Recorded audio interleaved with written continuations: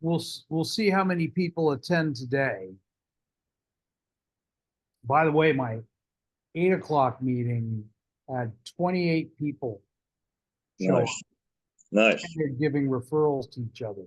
So, I think it would be helpful if we kind of revamp our thinking a little bit and see what we can do to pull in,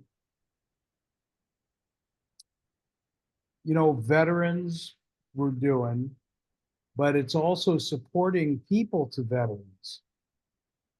That might make some sense too. Right. Right?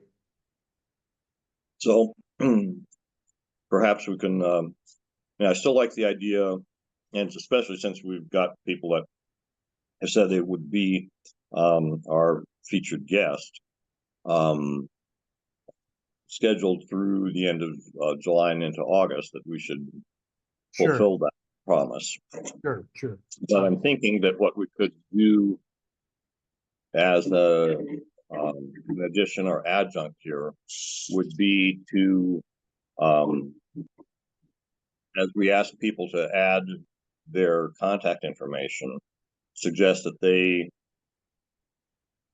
list what kind of referrals that would be most beneficial to them. And then absolutely, that way we could also invite folks to review those after the meeting is over, save the chat, etc. Yeah. And then I'm not sure about the way to do it, but have a way for us to say, okay, Mary over here was asking for this kind of referral, and I'm going to give her these 3 people, somehow. I think we can encourage that while still doing what we're doing. Sure, absolutely. So, Khalib? Yes. Welcome. Thank you. How did you find us? On LinkedIn. I think Dennis invited me through a connection, and finally had some free time on a Friday. Very good. Where are you out of? Currently out of Charlottesville, Virginia. Okay. But we're making our way down to the Raleigh area. So, what branch of the military are you in? I was in the Marine Corps. Gotcha. Still in the Marine Reserves. Are you? All right. Sir. Well, let me put it to you this way. I got out of the service in 1971 or 72. Mm-hmm. And I was in the Navy, expecting to go to Vietnam because that was the height of Vietnam. My draft number was 52. And so I went to boot camp in San Diego, went up to Treasure Island in San Francisco waiting for my permanent duty station. And most people, how long did it take you to go from like boot camp to your permanent duty station? For me, so I went to the Naval Academy, so I didn't necessarily have a boot camp. Gotcha. But then it took me a full year once I got into the Marine Corps before I got to my duty station. 6 months of TBS, and then infantry officers course, and then I got injured and rolled for another 3 months. So it took me right at a year to get to my duty station. I get it. So I was waiting for I was up in Treasure Island, San Francisco, waiting for my permanent duty station. Out of 1,000 guys, 999 of them went to Vietnam. And luck of the draw, I get assigned to NATO working for a guy named Alexander Haig, if you know who he is. He was not the Supreme Allied Commander of the Atlantic, but I was on a base called SACLANT, which stands for Supreme Allied Supreme Allied Commander Atlantic, I guess. I don't know. I don't remember now. Yes, sir. So, long story short, I spent 3 years in Norfolk, Virginia, and I called up my dad when I got assigned to NATO, and they were vacationing in the South China Sea or something like that. I called him up and I said, "Hey, Dad, did you bribe a congressman or something?" He goes, "What are you talking about?" I said, "I'm not going to Vietnam. I'm going to NATO in Norfolk, Virginia." He had no idea. But you never know. You never know what's around the corner, right? Right. Sure. Well, I'm going to step in here and apologize for a little bit for the format here, because what we want to do is we want to be able to have some networking time, be able to hear from a featured speaker. And normally what I do is connect with that featured speaker earlier in the week to make sure that they're still good to go here, and give that person 30 to 40 minutes to tell their story about their military service. I've been traveling all this week. I live in Middle Tennessee, and I am driving across the country. Currently, I'm in Park City, Utah, visiting with an old Army buddy and his family, and I'll be heading out tomorrow to go on to my ultimate destination in Tacoma, Washington, where I'm going to spend 2 weeks with my family there. And so I was incommunicado for the last 4 days. Didn't have my access to the stuff that I needed to reach out to those the speaker for today. So it's looking like we do not have a speaker today, but that is what our intent is to have a guest speaker give people like yourself an opportunity to tell your story, the story of your service. This is sort of an adjunct to the nonprofit that I started and that I've been working on for the last 5 years, called the Price of Freedom Foundation. What our purpose for that is to collect, preserve, and tell the complete life stories of those who died home in military service to our nation. We have one story that we have collected completely. We've preserved by publishing a full biography, and the telling part is partially complete with the publication of the book. But let's face it, we are a video-centric world now, much more so than a bibliocentric or book-based world. And so we have about 44 hours worth of video compiled about this person, but we don't have the resources currently to be able to hire basically a filmmaker to pare that stuff down and tell the story via video.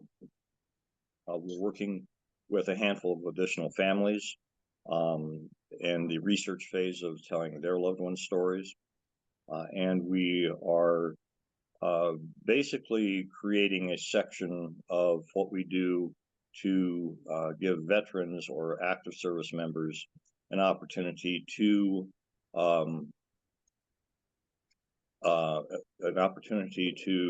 pay tribute to their fallen comrades.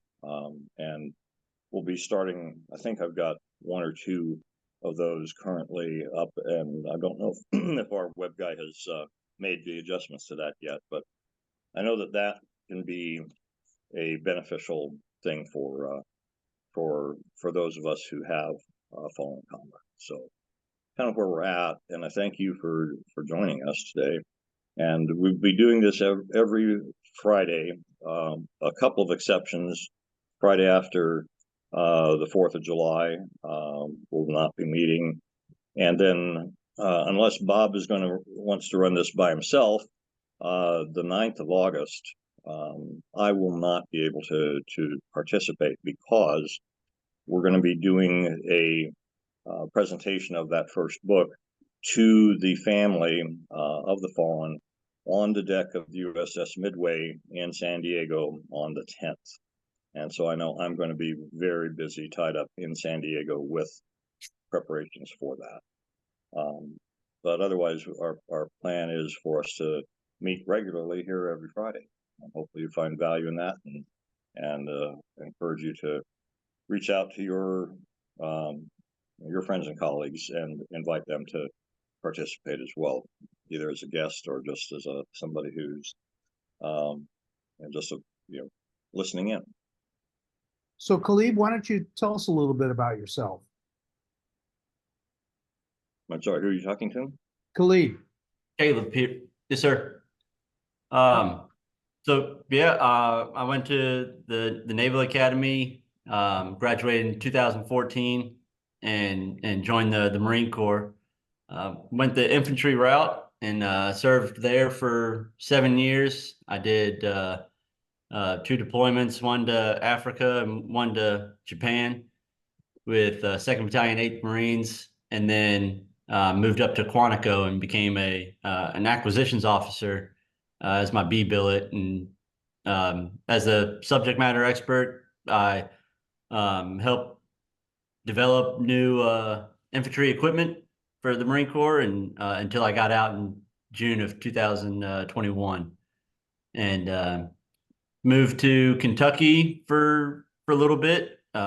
Really enjoyed that. The bourbon's great there, and then we decided to come back and make our way down to Raleigh, North Carolina.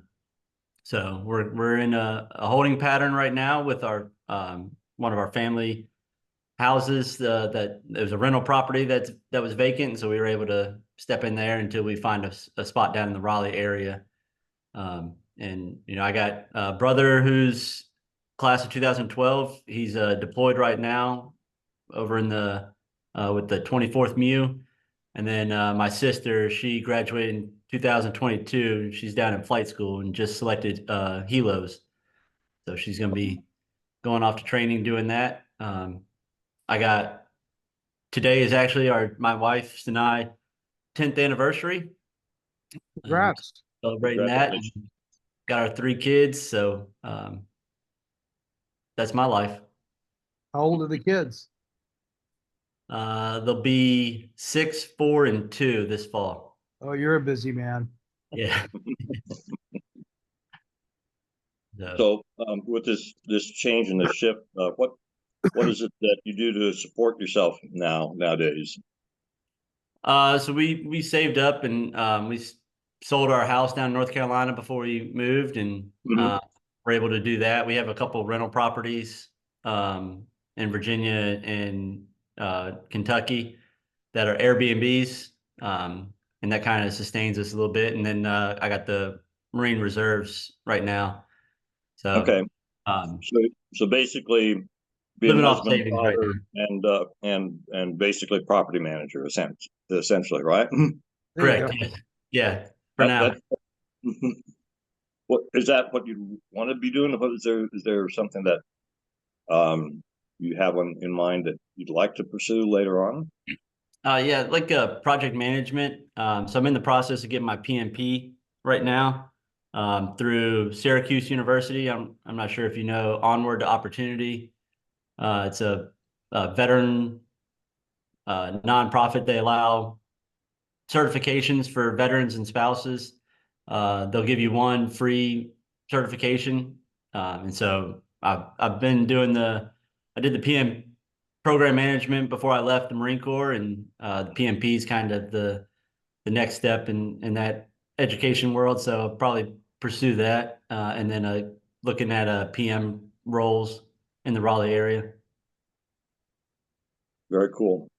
Well, we wish you the best. If there's any kinds of things that any kind of people or connections that you would like, just let us know. And if we have them in our network, we'd love to be able to introduce you. Yes, And sir. by the way, we normally have more people show up. All right. I'm not sure what's causing that, but No worries. who Yeah, knows? I appreciate it. I've seen this meeting every now and then pop up, and with 3 kids, I stay pretty busy. So the summer started, and one of my in-laws was able to take the kids to the library today and do some Father's Day gifts. So we'll see what they come back with. All right. That'll be fun. But yeah, keep put it on your calendar. It'll be every Friday except those 2 that I mentioned. Right, Um, sir. and love to have you join us again. And again, I apologize that I was not able to do what I should have been able to do and confirm our guest speaker, because I really want this to be a way that we can not only build awareness about what the nonprofit is doing, but to give an opportunity for those of us that are living veterans to tell our stories. And because I think it's important. I think it's a much more of a challenge after we're gone to piece that story together than it is to tell it first person, because truly we're the only ones who have the complete story. So our biggest part of our job really with the nonprofit is the collecting of the various elements to pull that person's story together.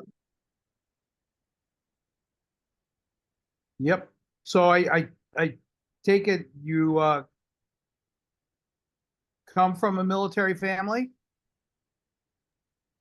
You'd probably think that, but so my uncle, my dad's brother, he graduated from the Naval Academy in '98, and that's kind of where we started. I was about 7 when he graduated, and we'd go up and visit him all the time. But aside from the 4 of us, um, my grandfather, he served in World War II. Um, but really, that's about it. I mean, he got drafted when he was 18 during World War II, and he did that. Like you said, learning firsthand from the people that are living. So he survived it all, but he didn't like telling a lot of the stories of his time. And it wasn't until he passed away that we found a box where he had some notes and kind of like a journal that told us. I mean, we didn't even know that he was on the beaches of Normandy on D-Day. That's funny because my dad he trained guys for the Normandy invasion, and they flew gliders that would crash land behind enemy lines. 80% of his troop was killed the first day. 80%. So, Yeah, but I could never get my dad to talk about it. Just right. could not get him to talk about it. So, Yeah. Apparently my grandfather, we found out, so he was on one of those Higgins boats, and to be honest, I don't even know if he touched the sand, because I guess when the door opened up, he got shot. They pulled him back and took him back to the ship. So I think that's kind of why he didn't mention that he was part of that. Um, but yeah, he was there, and like I said, didn't find out until after he'd already passed and found a box full of his stuff. yeah, it's amazing when you hear stories like this. Mhm. So much of, especially World War II, I don't know that many people that were in the Korean War, but World War II, it was just never spoken. Right. My dad didn't either. So it's kind of interesting how you go through the generations and we all react differently based on what we're surrounded by. Mhm. And that's certainly happening. I I I I'm a Vietnam era veteran, although I never went to Vietnam, but I went to the Vietnam Memorial quite a few years ago with my kids, and I found a bunch of names of people that I knew that were killed in Vietnam. So, just crazy times. Now we're going through a whole different world, right? Right. Isn't that what's going on now? So who knows? So, But good stuff. My wife and I always talk about having a positive mentality. Always think positive, and that's how we live. The only way to live. That's right. I'm originally from Virginia, and I went to a military high school, Fork Union Military Academy, and one of the I think we called him a TAC officer. Um, he was a Vietnam vet, and uh, he didn't tell a whole lot of stories unless you were really close to him. And my dad ended up being one of the teachers there, and so we got to be really close. And he shared a few stories, but you know, from what it sounds like, is that definitely was a completely different war than the way World War II went down. So listening to the stories that my grandfather wrote down, and then hearing the stories from my attack officer at the time, just completely different mindset. Yep. Yep. With each generation, seems like a new mindset. Right. Crazy. Well, anyway, look, next week we'll have a better attendance. We normally do, not a huge attendance, but we're looking at what we can do to. Do you know how many? Here's a good one for you. Do you know how many veterans commit suicide a day? 22, 23. Yeah, something like that. 20. I've been saying 25 for a long time. My daughter worked for the VA in Redlands, and she said it was one of the toughest jobs that she ever had because of the amount of people. Well, this is kind of interesting. It's not just the young people that commit suicide. It's the older people. When people go into retirement, what happens is all their history bubbles up in their mind. And so it brings back the depressing elements of like the wars they were in, etc. And um, that's why there's so many suicides a day. It's not just over what's currently going on and with the young people, it's the older people too are committing suicide as well. So lessons to learn. Yes, that's true. And I actually just talked to a guy yesterday. He runs a company up in Philadelphia, consulting firm, and it's 100% veteran run company. I mean, everybody in the company is a prior veteran, and they do a bunch of veteran communities. And talking with him, I mean, it brings that camaraderie back to the veterans who may have lost it when they got out, um, and bring them all together so that they all have. I mean, they all started with the same mindset. They're all military folks, so it just brings them together and builds them up and uh, kind of from what I see, it just keeps the brotherhood and the sisterhood together for longer, so that people can hold Yep. on. Talk about it. Right. Yeah. It's I used to run, I'm out of Los Angeles, Mhm. and I used to run a veterans group here. And every year I used to run a Christmas party, and we got huge attendance at the VA in West LA. So you know, it's like the a lot of people just don't understand what it's like to be a veteran. Yeah, I agree. I haven't actually been to any of the VAs or VFWs kind of chapters from anywhere that I've lived. But I have planned on. I mean, we've been moving around quite a bit, but I do plan on getting in there because, you know, just being someone to listen to the stories. I don't have too many stories myself.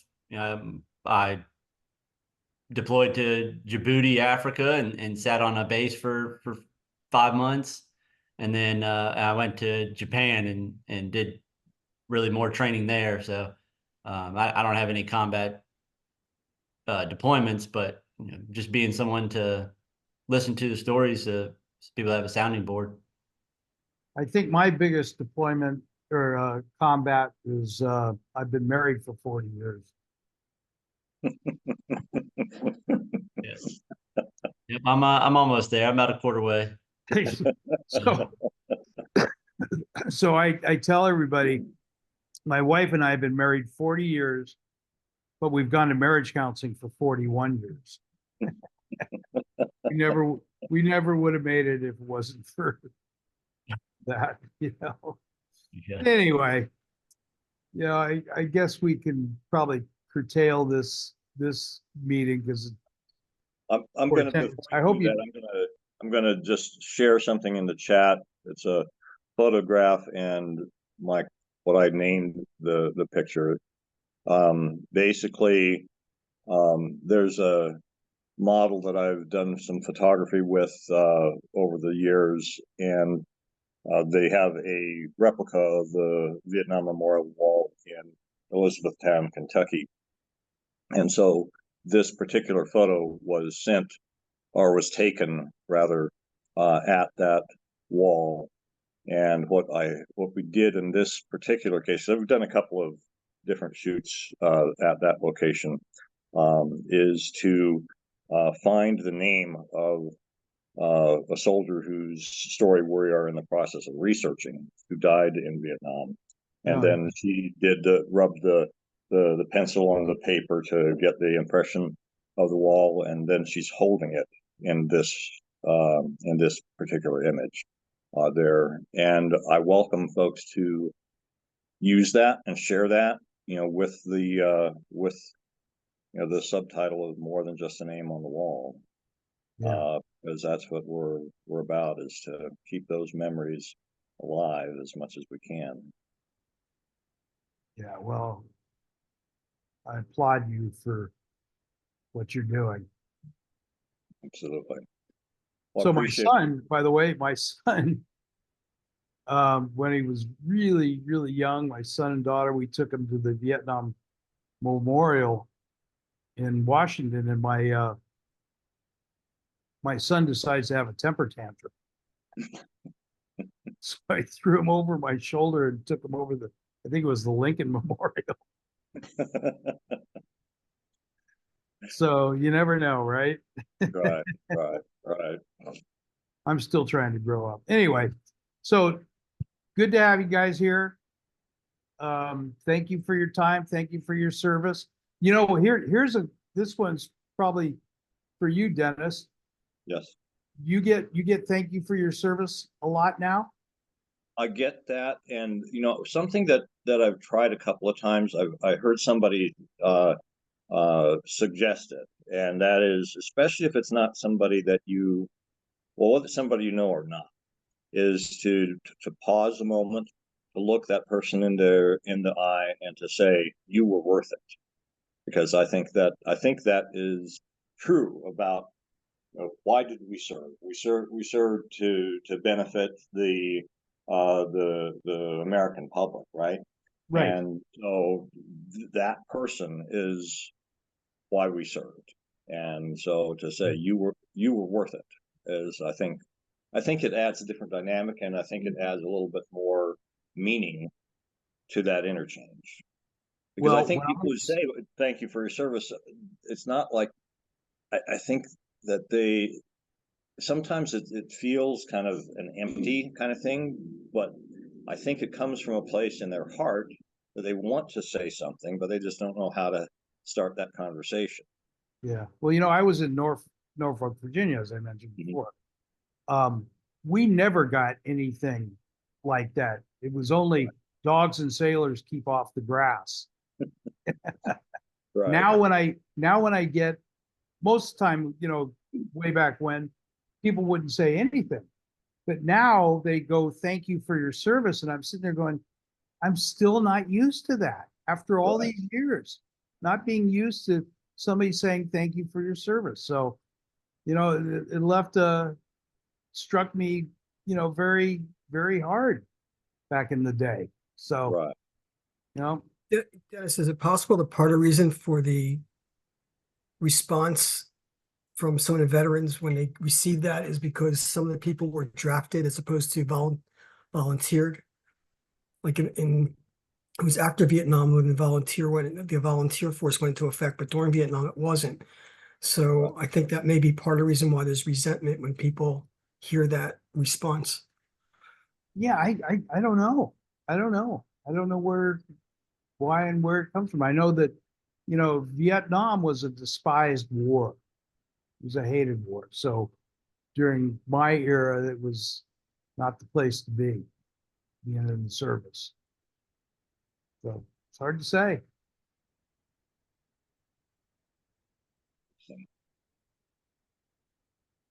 I don't think we want to live through it again. No, no, we don't. Yeah. So anyway, gang, All right, so we'll cut this short today. Thank you for being here. You know, please, if you can make it next week, please do.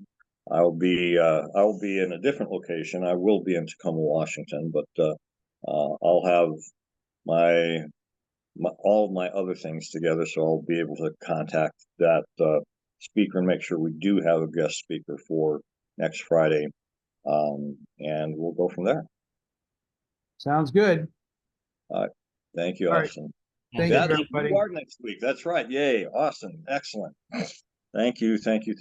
So definitely looking forward to hearing your story. Father's Day, everybody. You too. Take care. All right. Bye now. Thank you. Bye, all.